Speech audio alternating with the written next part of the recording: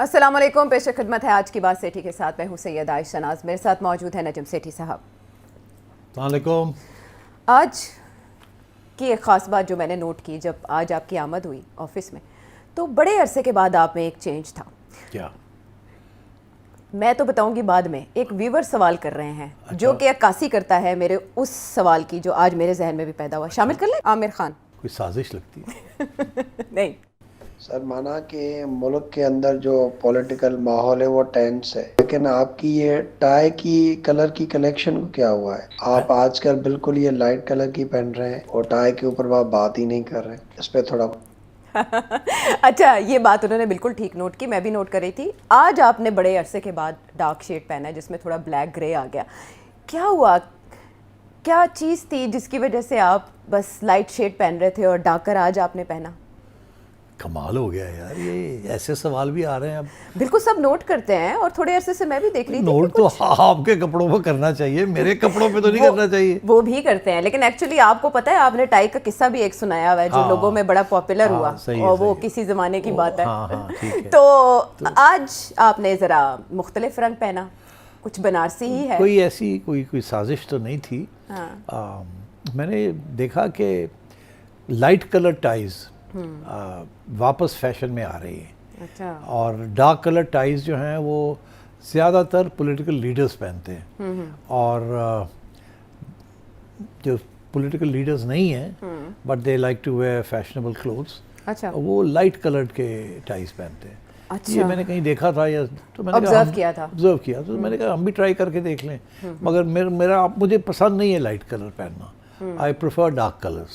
Actually وہ آپ کا جو ایکسپیرینس ہے، اب میں نے دیکھا کہ آپ یہ بھی جانتے ہیں کہ کیمرہ اور لائٹ میں کون سی ٹائی زیادہ اچھی آئے گی. ہاں دیکھیں نا، یہی مسئلہ ہوتا ہے کہ ایک تو یہ کہ جو ٹائی کے ڈیٹیلز ہوتے ہیں نا وہ آتے نہیں ہیں یہاں. کیمرہ دور ہے اور بہت برائٹ لائٹ ہے، جس کی وجہ سے جو خوبصورتی ٹائی کی ہوتی ہے انلیس اس بہت اچھل کے کر رہی ہو، جیسے یہ اب کافی نظر آئے گی انہانس ہو کے، تو وہ نہیں آتی.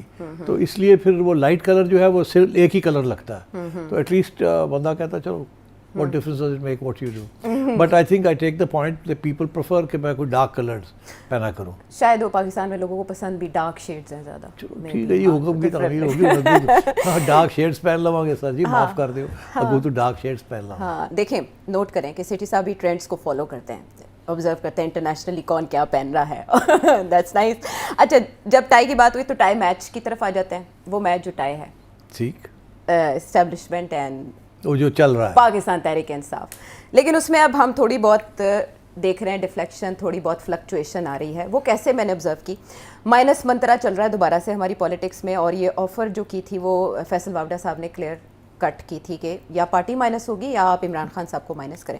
اس کی طرف ہمیں پیش رفت، کم از کم مجھے تو ایسا فیل ہوا کہ اس کی طرف تھوڑی بہت پیش رفت یوں شروع ہوئی کہ پاکستان تحریک انصاف کی جو پولیٹیکل کمیٹی ہے اس کی تشکیل ہوگی. پہلے وہ 40 رکنی تھی اور اب وہ 23 پر. ہمارے وہ 40 لوگوں میں پتہ نہیں تھا کون کون ہے.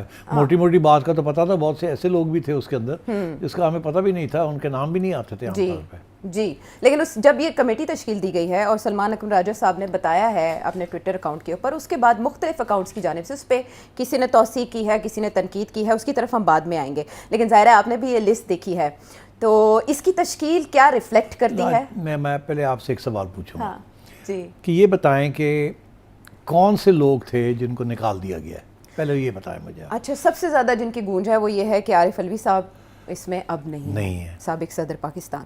اس کے علاوہ شاہ فرمان جو گورنر تھے اس سے پہلے، عاطف خان صاحب جو ہمیشہ خان صاحب کے وفاداروں میں شامل رہے، شاہرام تراکائی صاحب نہیں ہے، تیمور جھگڑا نہیں ہے، شاندانہ گلزار جو بہت بڑی کرٹیک ہے اسٹیبلشمنٹ کی وہ نہیں ہے، حماد اظہر صاحب نہیں ہے، چلیں ان کی تو ہمیں ریزن سمجھ آتی ہے، میاں اقبال بہت عرصے سے ایکٹیو نہیں ہے، قاسم سوری صاحب جو بہت ہارڈ لائنر ہیں وہ نہیں ہے، زرتاج گل صاحبہ نہیں ہے، علی ظفر صاحب، بیرسٹر علی ظفر صاحب ان کو کون نہیں جانتا کہ وہ کس کے ساتھ ہیں، اعظم سواتی صاحب جو برج کا رول بھی پلے کرتے رہے، مشال یوسف زئی بھی نہیں ہیں.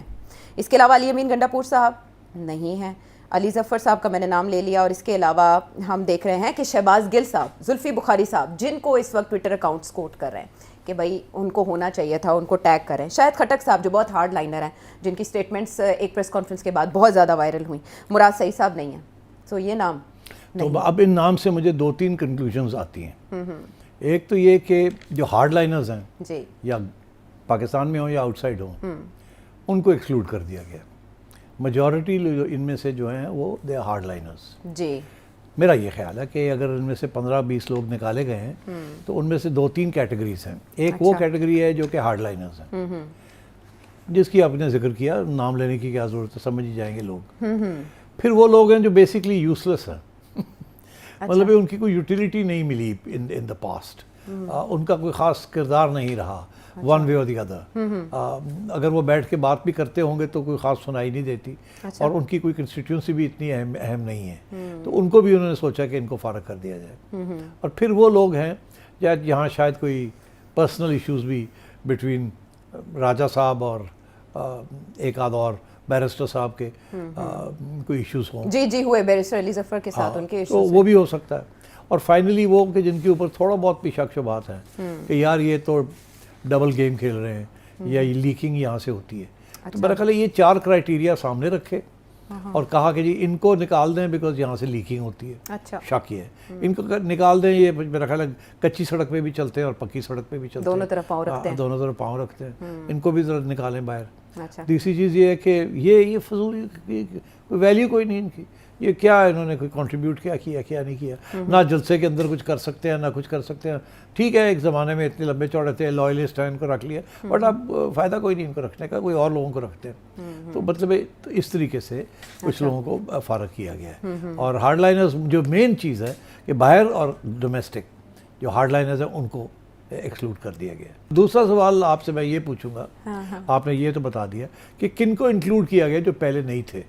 جو اس میں ہمیں دکھائی دے رہے ہیں سہیل آفریدی صاحب, محمود اچکزئی صاحب, علامہ راجہ ناصر عباس صاحب, ان کو شامل کیا گیا. بیرسٹر گوہر علی تو ٹاپ پہ ہیں, سلمان اکرم راجہ صاحب تو ظاہر ہے موجود رہیں گے. اس میں جتنے بھی پروونشل پریزیڈنٹس ہیں ان کو حصہ بنایا گیا ہے, اور اسپیشل ریجنز کے جو لیڈرز ہیں ان کے پارٹی کے, ان کو بھی انکلوڈ کیا گیا ہے. اس میں اسد کیسر صاحب بھی ہیں, عامر ڈوگر صاحب بھی ہیں, ایک کوارڈینیٹر بھی ہیں سینٹ میں فوزیہ ارشد, ان کو بھی انکلوڈ کیا گیا. کمل شوذب کو انکلوڈ کیا گیا ہے.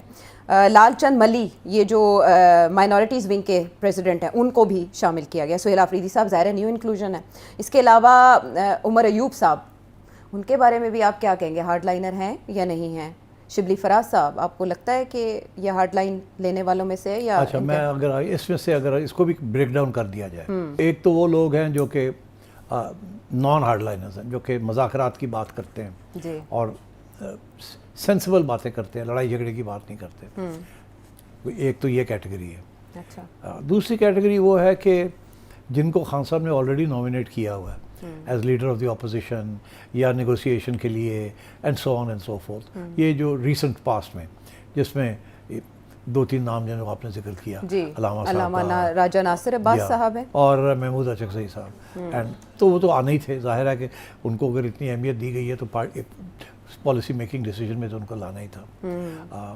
پھر یہ 1-2 ایسے لوگ ہیں, آپ نے ذکر کیا کہ پروونشل لوگوں کو بھی لایا گیا ہے, وچ از امپورٹنٹ بیکاز جب بھی کبھی کوئی لانگ مارچ کی بات ہوتی ہے یا موبلائزیشن کی بات ہوتی ہے تو پتہ یہ چلتا ہے کہ ایک آدھ جگہ سے موبلائزیشن ہوئی ہے, باقی جگہ پہ کچھ نہیں ہوئی. تو آئی تھنک اس کو انکلوسیو کرنے کے لیے کہ جب کوئی فیصلہ ہوتا ہے تو لوگ پھر ذمہ داری بھی لیں, تو اس لیے ان کو بھی I think this is a good thing. تو جی بی سے خالد خورشید صاحب وہ بھی ہارڈ لائنر ہے, سردار قیوم نیازی صاحب. 2-3 اس میں ہارڈ لائنرز کی بھی ضرورت تھی نا, کہ یہ نہ ہو کہ ایسے لگے کہ سارے ہی جو ہے نا وہ اس قسم کے لوگ ہیں جو کہ خان صاحب کی اس وقت پالیسی چل رہی ہے مزاحمت کی, تو اس کو تو آئی تھنک ضروری ہوتا ہے یہ کہ جب آپ اس قسم کی بنائیں کمیٹی تو اس کے اندر ایک فلیور دینے کے لیے تاکہ لوگ صحیح باتوں کو سمجھیں, وہ ہارڈ لائنرز بھی 2-3 ڈالنے پڑتے ہیں. جیسے ہارڈ لائن کمیٹی کے اندر 3-4 سافٹ لائنرز ڈالنے پڑتے ہیں, اور اس قسم کی کمیٹی کے اندر جو کہ براڈلی اسپیکنگ ریکنسیلیشن اینڈ مفاہمت اور بات چیت کرو, تھوڑا سا لڑائی جھگڑے نہ کرو, وہ ڈومینیٹ کر رہے ہیں اس کو. اور پھر 1-2 ایسے کہ تھوڑے سے لڑاکو بھی ہو, یہی نہ ہوگی سارے لیٹ جائیں. تو میرا خیال ہے I think this is the motive behind this. تو مجھے تو سمجھ آ رہی ہے کہ یہ کیوں ان لوگوں کو کیوں سلیکٹ کیا گیا. ایک آدھ کہ ہو سکتا ہے کوئی پرسنل لائکس ڈس لائکس بھی ہوں, بٹ آئی تھنک یہ ہوا ہے. اب جو ریئل کویسچن کیا ہے, کیا وہ یہ ہے کہ ظاہر سلمان اکرم راجہ صاحب نے یہ لسٹ تشکیل دی ہے, تو عکاس تو یہ عمران خان صاحب کی ہوگی نا, ان کی خواہشات کی, ان کی مرضی کی ہوگی, ان کا کتنا ان پٹ ہوگا؟ انہوں نے جو ہمیں کہا گیا ہے جو بہنوں نے بتایا ہے کہ جی خان صاحب نے کہا کہ جی ایک سلمان اکرم راجہ کو لگا دیں اور ایک مختصر سی کمیٹی بنا، ٹویٹ میں بتایا ہے عمران خان اور باقی میں نے ان پہ چھوڑ دیا. یہ ہو نہیں سکتا کہ خان صاحب اتنی اہم کمیٹی ان پہ چھوڑ دیں. It is not possible. Leaders ایسے نہیں کرتے. اچھا. تو میرا یہ خیال ہے کہ خان صاحب نے 2 قسم کی ہدایت دی ہے اپنی بہنوں کو. ایک یہ کہ اس قسم کا بیان دیں کہ ہم نے یہ فیصلہ کیا اور سلمان اکرم راجہ پہ چھوڑ دیا. اچھا. تو آفیشلی تو انہوں نے بتا دیا. ٹھیک. ان آفیشلی جو پیغام دیا ہے بہنوں نے وہ یہ دیا ہے کہ خان صاحب اس قسم کی کمیٹی چاہتے ہیں اور یہ جو ہارڈ لائنرز ہیں ان کو پیچھے دھکیلنا چاہتے ہیں، مگر ان کو بتا دیں کہ اس کا مقصد کیا ہے. یہ نہیں ہے کہ ہم ان کو آئسولیٹ کر رہے ہیں یا ان کی اہمیت کو نہیں پہچانتے. یہ ہماری ایک ٹیکٹک ہے. یہ خان صاحب کی ہدایت ہے، یہ سلمان راجہ کی نہیں ہے. اسی لیے آپ نے دیکھا ہوگا کہ کسی نے جن کو نکالا گیا ہے کسی نے کوئی لڑائی جھگڑا نہیں کیا، غصے کا اظہار نہیں کیا، آبجیکشن نہیں ریز کیا. عام طور پہ تو جب ایسی چیز ہوتی ہے تو لوگ ناراض ہو جاتے ہیں، باہر بیٹھ کے پریس کانفرنسز کرنی شروع کر دیتے ہیں کہ میری یہ قربانیاں ہیں، یہ ہے وہ ہے، سازش ہوگی میرے خلاف. وہ گروپس بن جاتے ہیں. اس سے آپ نے دیکھا چپ کر کے لوگ جو ہیں جن کو نہیں انکلوڈ کیا گیا ان کی طرف سے چوں بھی نہیں ہے. ہاں نہیں، ٹویٹس ہیں، شکوے ہیں، لیکن یہ کہا گیا کہ ہم ساتھ چلیں گے. علی محمد خان صاحب ایک آدھ کا ہوگا جن کو شاید پوری علم نہیں ہے کہ خان صاحب نے، پھر ان کو پتہ چل گیا ہوگا کہ خان کے یہی انسٹرکشنز ہیں. تو میں سمجھتا ہوں کہ ایک پبلک کے لیے کنزمپشن جو کہ بہنوں نے بتایا اور کہ جی مختصر سی کمیٹی ہوگی اور سارا فیصلہ سلمان راجہ کریں گے. حقیقت ایسے نہیں ہے. حقیقت یہ ہے کہ ہاں مختصر کمیٹی بنائیں تاکہ افیکٹو ہو سکے.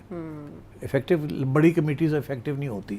زیادہ جتنی آوازیں آئیں گی اتنی پھر کمپرومائزز کرنی پڑتی ہیں، ہر ایک کو اکوموڈیٹ کرنا پڑتا ہے. جتنی چھوٹی کمیٹی ہوگی اتنی جلدی کنسنسس کے ساتھ جلدی سے فیصلے ہو سکتے ہیں. مگر اس کے پیچھے جو فلسفہ ہے سلیکشن کا وہ خان صاحب نے دیا ہے، یہ میں آپ کو بتا دوں. اور وہ فلسفہ بہنوں نے آگے راجہ صاحب کے کان میں اور بیرسٹر صاحب کے کان میں پھونک مار دی ہے. انہوں نے آگے جا کے بتا دیا جہاں جہاں پھونکیں مارنی تھی کہ جی وہ خان ہے چاندہ ہے. اب یہاں سوال یہ ہوگا کہ کیا لوگ پوچھتے ہیں کیوں، یہ کیا اس کا مطلب کیا ہے اس قسم کی کمیٹی بنانے کا.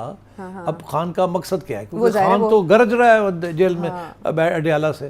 وہ تو ایسی ایسی باتیں اور کمیٹی ایسی جو مفاہمت کا ان اے میسج ہے، وہ مزاحمت ان اے وے سافٹ کمیٹی، سافٹ. ہاں ہاکس اینڈ ڈوز، جس میں ڈو زیادہ ہے ہاکس کم ہے اس کمیٹی کے. ہاکس تو ہے ہی نہیں، 2-3 آپ نے ذکر کیا. وہ بھی میرا خیال ہے جب وقت آئے گا تو ان کو کہا جائے گا بولو تو بول پائیں گے، ادروائز وہ بھی they'll go along with the rest.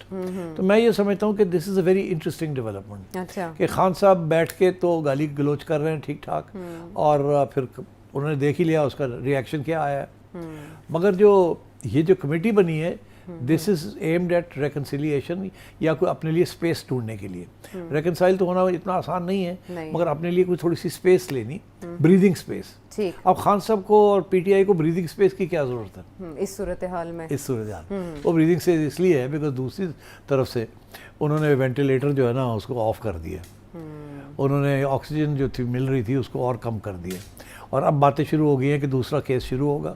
کون سا؟ مین 9 والا، وہ جو اس فیصلے کے بعد دوسرا کیس شروع ہوگا. وہاں فیض حمید صاحب وعدہ معاف گواہ بنیں گے کہ وہ سازش کر رہے تھے، اور پوری سازش کا کیس بنے گا، اور خان صاحب کو فل فلیج کور مین کلپریٹ بٹھایا جائے گا. That's a very dangerous case. اور فرینکلی اگر وہ وعدہ معاف گواہ بن رہے ہیں تو پھر تو اوپن اینڈ شٹ کیس ہے، پھر اس کے اندر کوئی گنجائش نہیں ہوگی، اور وہ بھی کورٹ مارشل ہی ہوگا. تو میں یہ سمجھتا ہوں کہ اگر اتنی تنگ ہو رہی ہے جگہ پی ٹی آئی کے لیے اور خان صاحب کے لیے، تو پھر ان کو اب لڑائی جھگڑے کرنے کا یہ وقت نہیں ہے، بیکاز لڑائی جھگڑے کر کے ملا کچھ نہیں. آن دا کانٹری وہ اور ہارڈ لائن آنی شروع ہو گئی ہے، اور ان کی پارٹی اس پوزیشن میں نہیں ہے کہ وہ لڑ سکے سڑکوں کے اوپر. تو اس لیے پھر یہ موقع دیا گیا ہے کہ میں تو گرجوں گا، میرے پاس تو اور کوئی چارہ نہیں ہے. میں نے تو جو کہنا میں کہوں گا وہ ضروری ہے دن بتانے کے لیے کہ میں تکڑا ہوں، اور پاپولر لائن میں پاپولر بھی ہے اور میں تکڑا بھی ہوں. یہ نہیں امپریشن دینا کہ میں لیٹ گیا ہوں تو آپ جو مرضی کر لیں. اور آپ لوگ جو ہیں، آپ لوگ جب بھی کوئی موقع ملتا ہے آپ کو، آپ موقع کریٹ کریں کہ ڈائلاگ شروع کریں، ڈیلے کریں یہ ساری چیزوں کو، اور انٹرنیشنل اوپینین کو اکٹھا کریں. اگر آپ ہارڈ لائن لیں گے تو انٹرنیشنل اوپینین بھی آپ کے ساتھ نہیں رہے گا. تو آپ تھوڑا بہت اب آپ پارلیمنٹری پالیٹکس کی طرف جائیں، ریکنسیلیشن کی طرف جائیں, نیگوسیشن کی طرف جائیں, تاکہ آپ کے اوپر الزام یہ نہ لگ سکے کہ آپ تو ہارڈ لائنرز ہیں, آپ تو کوئی بات سنتے نہیں ہیں, ادھر خان گالیاں دے رہا ہے, آپ لوگ بھی گالیاں دے رہے ہیں, آپ تو خون خرابہ کرانے جا رہے ہیں. یہ ان کے حق میں نہیں ہے. اور اگر آپ نے ہیومن رائٹس کی بات کرنی ہے تو پھر آپ بھی مہربانی کر کے obey the laws of the country, جو بھی ہیں جیسے بھی ہیں, ان کو وائلیٹ نہ کریں, بیکاز پھر آپ کے اوپر الزام لگتا ہے کہ you are breaking all the laws. ہم کیا کریں, آپ تو سارے قانون توڑ رہے ہیں ہمارے. تو اس لیے we have to take action. تو میرا خیال ہے اس قسم کا پیغام دیا گیا خان صاحب کی طرف سے کہ میں نے جو کہنا ہے وہ تو میں کہوں گا, مگر آپ نے جو کرنا ہے آپ نے کرنا ہے, آپ نے اسپیس کریٹ کرنی ہے. اسی لیے جیسے میں نے ابھی اشارہ کیا آپ کو, ایک دم پریشر آیا نا, پھر آ گیا. ہاں, کہ ایک رپورٹ آئی, پھر ٹیگ کر دیا سابقہ اہلیہ جمائما گولڈ سمتھ نے ایلون مسک کو, ایکس کے جو بانی ہیں, اور پھر ان سے پوچھا اپنی ریچ کے حوالے سے, اور کہا گیا کہ جو تھروٹلز ہیں آپ کے خفیہ, آپ ان کو لوز کریں. تو دباؤ یہ کام کرے گا یا ایلون مسک کی طرف سے کوئی جواب آئے گا؟ نہیں, دیکھیے یہاں صرف ایلون مسک کو ایکٹیویٹ نہیں نہ کیا, 2-3 چیزوں جگہ پہ ایکٹیویشن ہوئی ہے نا. ایک تو وہ ایک میڈیا اینکر ہیں پی ایس مارگن, جی, ان کو بھی ایکٹیویٹ کر دیا. انہوں نے اسی کو کوٹ کیا ٹویٹ کو, اور اس کے اوپر کمنٹ کیا کہ اگر ایسا ہے. ہاں, تو دیکھو نا, وہ یہ لوگ ایسے نہیں کرتے, ان کو کہا جاتا ہے, ریکویسٹ کی جاتی ہے, پریشر ڈالا جاتا ہے, لابنگ ہوتی ہے. ٹھیک, تو یہ ایسے نہیں ہو جاتی چیزیں کہ وہ بیٹھے بیٹھے پی ایس مارگن کو خیال آیا اور انہوں نے کوٹ کر دیا. نہ, there is a background to all this. Similarly میں نے سنا ہے ایک U N report of human rights, ان کی طرف سے بھی ایک بیان آ گیا, سخت بیان. جی, ایلس جل ایڈورڈ, ان کی طرف سے بھی یہ کہا گیا کہ سولیٹری کنفائنمنٹ میں رکھا گیا. تو یہ ہمیں نہیں آیا ایک دم, یہ پہلے سوئی بھی تھی, پہلے کیوں نہیں آیا, اب کیوں آیا اس اسٹیج پہ؟ 3-4 چیزیں ایک ہی وقت آن کیوں ٹک ٹک ٹک, ایک کے بعد ایک. ہاں, جمائما بولی اور ایڈریس کیا ایلون مسک کو, پی ایس مارگن بول پڑا. اب دیکھیے گا ایک آدھ سینیٹر بھی بولے گا امریکہ سے, شاید یو کے سے بھی کسی کو کھلوا دیں. تو میرا خیال ہے this is again a concerted effort کے pressure, because Khan Sahab now realises, اور پی ٹی آئی کو بھی اس بات کا احساس ہو گیا ہے, پارٹی کو, کہ اسٹیبلشمنٹ بڑی سیریس ہے, گورنمنٹ بڑی سیریس ہے, کہ اب خان صاحب کو گھسیٹا جائے into a military court. Because Khan صاحب سن نہیں رہے ہیں کسی کی بات, ابھی بھی ڈٹے ہوئے ہیں, ابھی بھی پاپولر ہیں, اور پرابلمس کریٹ ہو رہے ہیں. اینڈ ڈیسٹیبلائزیشن ہوتی ہے نا, every time P T I does some thing تو ڈیسٹیبلائزیشن ہو جاتی ہے. یہ لوگ انٹرنیشنل گڈ ول کریٹ کرنے کی کوشش کر رہے ہیں ہر جگہ پہ, اپنی اہمیت اسٹیبلش کر رہے ہیں, whether in the Middle East اور whether in the U K اور یو ایس اے. ادھر سے خان صاحب کی جو لوگ ہیں وہ انڈرمائن کر رہے ہیں, اور وہ تو that is why I think انہوں نے یہ فیصلہ کیا کہ اس طریقے سے اس کے ساتھ ڈیل کرنا ہے. اچھا, اب آپ نے جو سوال پوچھا کہ ایلون مسک جواب دیں گے یا اس طرح سے انہیں کوٹ کرنے, انہیں ٹیگ کرنے سے, کیوں ایلون مسک کو کیوں کیا؟